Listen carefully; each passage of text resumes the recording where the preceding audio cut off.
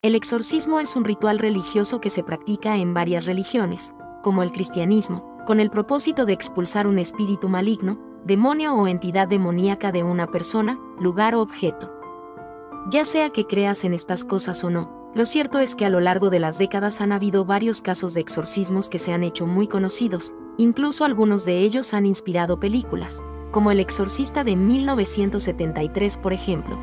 Por eso hoy te traigo los 6 exorcismos reales más famosos y siniestros de la historia. Número 6. Marta es el nombre ficticio dado a una joven española, que sufrió una posesión demoníaca en el año 2002, convirtiéndose en uno de los casos más aterradores de posesiones en el país de España, debido a que supuestamente la joven fue poseída por varios demonios. Este caso tomó mayor repercusión en España y en el mundo cuando el propio Vaticano reconoció el exorcismo como real. En el año 2001, Marta fue ingresada a un hospital español después de sufrir fuertes dolores en el cuerpo, convulsiones y pérdida de la visión, todo esto mientras gritaba sin parar. Después de varios días de estar internada, fue finalmente dada de alta, pero comenzó a comportarse de forma extremadamente agresiva, y según su madre, empezó a sacudir la cabeza, y la butaca en la que estaba sentada se elevó unos 20 centímetros. Su madre llegó a la conclusión de que la chica estaba poseída por el demonio, por lo que inició una incansable búsqueda en diferentes iglesias, para encontrar un sacerdote que expulsara a los demonios del cuerpo de su hija. La búsqueda de la madre de Marta por un exorcista no fue nada fácil, ya que todos los sacerdotes a los que acudía se negaban a realizar el exorcismo. Finalmente, la madre de Marta logró contactar al padre español Antonio Fortea, uno de los exorcistas más famosos y reconocidos del mundo y de España, que sin dudarlo aceptó la aterradora misión. El 23 de marzo de 2002, en la ciudad española de Alcalá de Henares, comenzó la labor del sacerdote, quien pudo relatar el espeluznante y doloroso proceso de exorcismo de Marta. Durante una de las primeras sesiones, el padre logró descubrir que el demonio ingresó a su cuerpo, a través de una mujer identificada como una compañera de escuela de Marta. Esta última había invocado al diablo con el objetivo de dañar a la joven. De acuerdo con el relato del propio sacerdote, el cuerpo de Marta había sido poseído por casi 7 demonios. Según el sacerdote, él se deshizo de 6 de esos demonios en diferentes sesiones, aunque el último de esos demonios, llamado Zabulón, le confesó al religioso que se hacía presente para que quienes lo vieran comprobaran la existencia de Satán.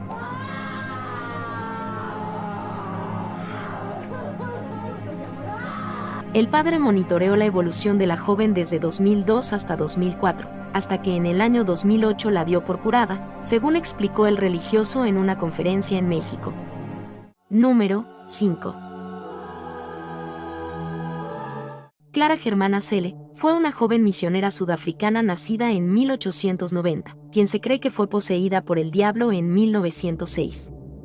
Se dice que Clara había hecho un pacto con Satanás cuando tenía apenas 16 años, y estaba en una misión evangelizadora en su natal Sudáfrica. Las primeras manifestaciones de la posesión demoníaca de Clara se reportaron en 1906 en un convento católico en Sudáfrica. Según los reportes, Clara comenzó a mostrar comportamientos extraños, como hablar en lenguas que no entendía, gruñir como un animal, e incluso varias monjas que estuvieron presentes cuando estos hechos ocurrían, aseguraron haberla visto levitar. Todos estos eventos llevaron a la conclusión de que estaba poseída por el demonio, y la noticia se extendió como la pólvora. Según algunas monjas, Clara decía: «Por favor, llamen al padre Erasmus, tengo que confesarme y decirlo todo, pero deprisa o Satanás me matará». Incluso Clara hacía referencia a que el diablo la había traicionado. «Me habías prometido días de gloria, pero ahora me tratas cruelmente», les habría dicho en un momento de lucidez a las monjas. El exorcismo de Clara inició el 11 de septiembre frente a un nutrido grupo de personas. En un momento del exorcismo, Clara mordió a una monja que se acercó demasiado a ella. Incluso se dice que la marca de la mordida era similar a la de una serpiente. Después de ese episodio, Clara volvió a ser una mujer normal, pero no por mucho tiempo, ya que posteriormente fue exorcizada de nuevo. Del segundo exorcismo no se tiene mucha información, pero se sabe que la joven volvió a la normalidad, hasta que finalmente murió en 1912 a los 22 años, de una insuficiencia cardíaca. Número 4. Roland Doe o Bobby Mannheim es el seudónimo utilizado para referirse a un niño que se cree fue poseído por un demonio en la década de 1940. Este caso de exorcismo inspiró la novela de 1971 El exorcista, de William Peter Blatty, que a su vez fue adaptada en la película de terror de 1973 del mismo título. Roland Doe nació en 1935, en una familia de origen alemán y afiliada a la Iglesia Luterana. Creció en Cottage City, Maryland, durante la década de los 40. Siendo hijo único, Roland solía relacionarse principalmente con los adultos de su hogar, especialmente con su tía Harriet, quien, como espiritista, lo introdujo al uso de la Ouija, lo cual capturó el interés del niño. A la edad de 13 años, su tía falleció, y algunos informes sugieren que Roland intentó comunicarse con ella a través de la Ouija. De acuerdo con la doctrina anglicana, estos intentos de contacto se consideran un factor que podría haber aumentado su vulnerabilidad a la posesión demoníaca. El exorcismo tuvo lugar en el año 1949 en la residencia de Roland en Maryland. Durante el proceso, Roland fue sometido a múltiples sesiones de oración y rituales por parte de varios sacerdotes, incluido el padre William Bowden, quien lideró el exorcismo. Se informa que Roland mostró síntomas de posesión demoníaca, como aversión a los objetos religiosos, hablar en lenguas desconocidas y reacciones violentas. El exorcismo se extendió durante varias semanas y fue descrito como un evento intenso y aterrador.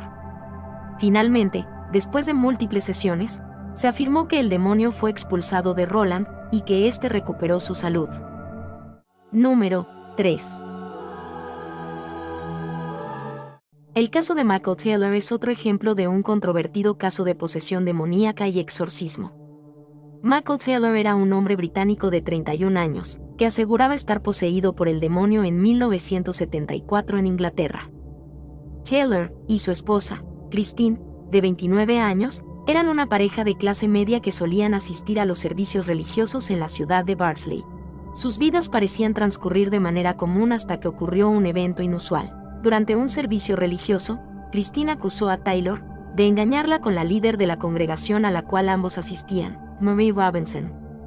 Minutos después de las acusaciones de Christine, Taylor repentinamente comenzó a hablar en lenguas que no conocía y agredió a Marie, con quien se sospechaba que tenía una aventura, según lo que Christine sospechaba. La situación se volvió caótica y varios miembros presentes tuvieron que intervenir para controlar a Taylor. El sacerdote a cargo se puso en contacto con dos expertos en exorcismos, el padre anglicano Peter Vincent y el reverendo metodista Behmen Smith, en busca de ayuda para lidiar con lo que parecía ser una posesión demoníaca. El exorcismo de Taylor, que ocurrió entre el 5 y 6 de octubre de 1974, fue encabezado por el padre Peter Vincent y el reverendo Behmen Smith. A lo largo de varios días, se llevaron a cabo múltiples sesiones de exorcismo en un intento de liberar a Taylor de lo que se creía que era una posesión demoníaca. Durante el exorcismo, Taylor mostró comportamientos inusuales y violentos. Supuestamente hablaba en lenguas desconocidas, profería blasfemias y presentaba aversión hacia objetos religiosos. Los expertos religiosos realizaron oraciones y rituales para expulsar al demonio que se creía que lo poseía. El exorcismo se prolongó durante varios días y se caracterizó por un ambiente tenso y perturbador.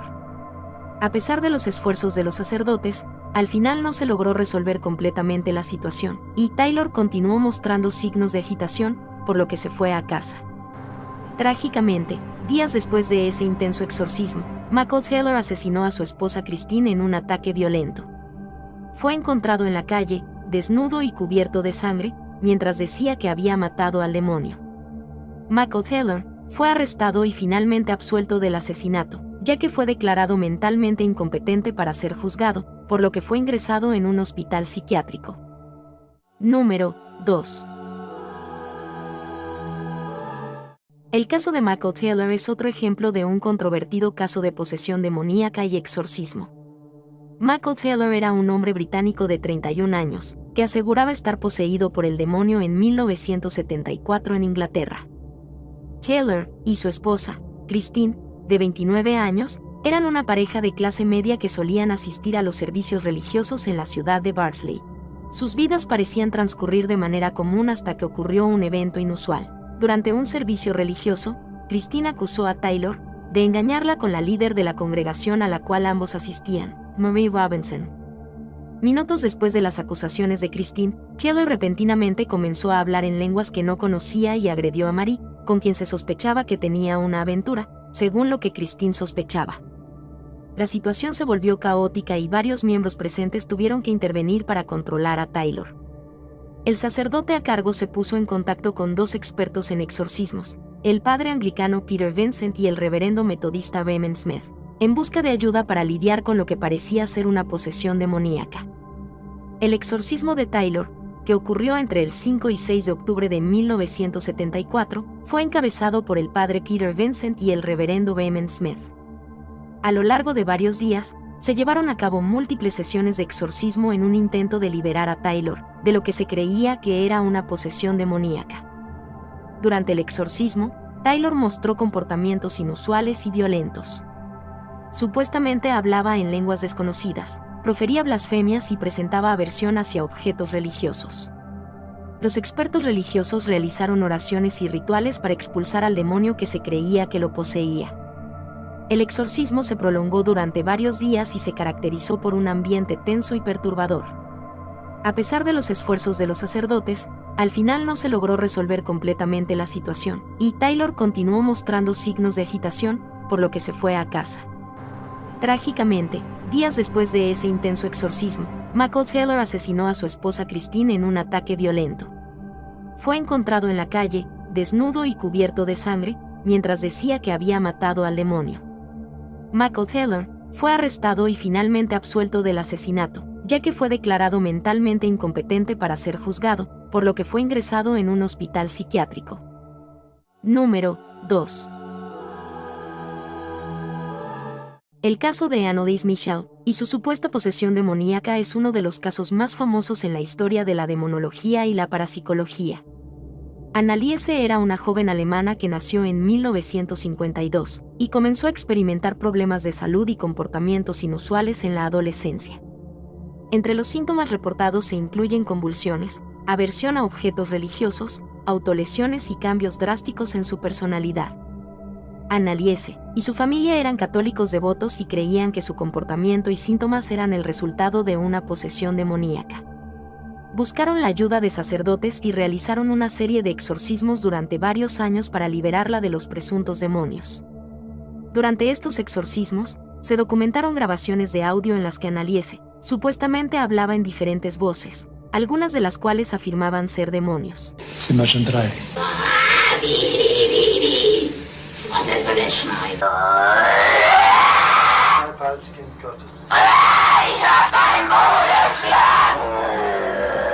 Anneliese se negaba a comer durante largos periodos de tiempo, por lo que su cuerpo estaba muy deteriorado. A medida que avanzaba el proceso de exorcismo, su salud se deterioraba gravemente debido a la desnutrición y la deshidratación. Finalmente, Anneliese Michel murió el 1 de julio de 1976, después de años de someterse a exorcismos y no recibir atención médica adecuada. La autopsia de Anneliese reveló que la chica murió desnutrida y deshidratada. Esto llevó a un juicio en 1978 en el que los sacerdotes involucrados en los exorcismos y los padres de Anneliese fueron declarados culpables de homicidio negligente y condenados a 6 meses de cárcel, pero después del pago de una fianza, recibieron 3 años de libertad condicional. Número 1.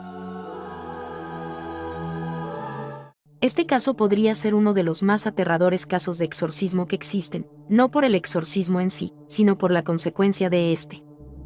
Vilma Trujillo era una mujer nicaragüense de 25 años, de un pueblo muy apartado de Nicaragua, que según sus vecinos estaba poseída por un demonio. Estas acusaciones dieron como resultado que varios pobladores del lugar la quemaran viva en una hoguera. El calvario de la joven Vilma comenzó cuando fue visitada por el pastor Juan Rocha, de 23 años, de la iglesia evangélica local, porque según varios de los habitantes del lugar la joven se encontraba enferma. Algunos de los pobladores de la zona decían que la joven tenía alucinaciones, convulsiones, hablaba sola y no contestaba cuando se dirigían a ella. Luego de eso, el pastor Rocha decidió que había que exorcizar a la joven, ya que estaba poseída por un demonio. El pastor y varios miembros de la congregación procedieron a amarrar de pies y manos a la joven en la casa pastoral, donde permaneció secuestrada más de 5 días.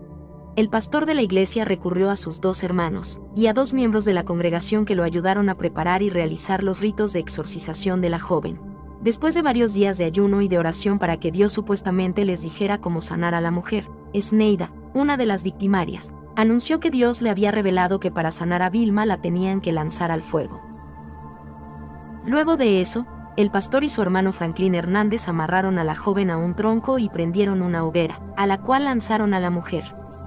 Como era de esperarse, Vilma gritó horriblemente mientras su cuerpo se quemaba. Cuando la vi, estaba toda quemada y se retorcía diciendo, «¡Ay, ay, ay, me voy a morir», relató la hermana de Vilma al periódico El Confidencial Digital. El pastor estaba alegre y decía, «Ya se va a morir y va a resucitar. En cuanto ella se muera, la metemos en la iglesia y la vamos a entregar a Dios, y va a estar sana, ya no va a tener esas quemaduras», relató la hermana de Vilma. Horas después de que Vilma lograra escapar de la hoguera, fue llevada al hospital, donde murió debido a las quemaduras que sufrió en casi el 90% de su cuerpo. Todos los responsables del hecho fueron detenidos por la policía y el ejército nicaragüense, y defendieron sus acciones asegurando que la joven estaba poseída por un demonio. ¿Quién es el pastor? ¿Quién es el pastor? ¿Usted? ¿Qué era lo que estaban haciendo entonces? Y es que Dios dijo que iba a sacar ese espíritu malo de ella. Ajá. Y que pusiéramos un fueguito allí porque allí iba a ser expulsado ese espíritu. Si quieres seguir con el terror, aquí te dejo un video con los casos más macabros de canibalismo de la historia.